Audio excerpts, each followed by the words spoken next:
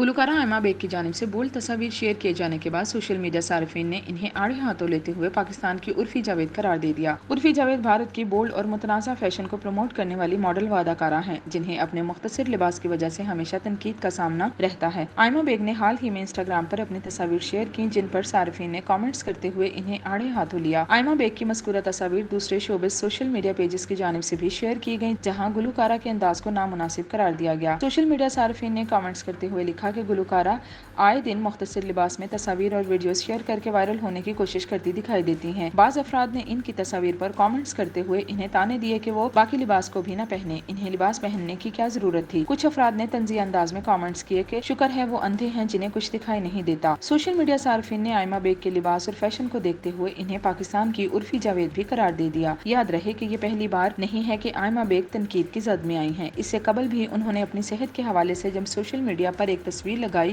اور کہا کہ مجھے منی ہارٹ اٹیک آیا ہے، تو اس کے بعد انہیں سوشل میڈیا پر کافی ٹرول کیا گیا، جس کے بعد گلوکارہ کو دوبارہ ایک وضاحتی بیان جاری کیا گیا، جس میں انہوں نے کہا کہ میرا مطلب یہ نہیں تھا۔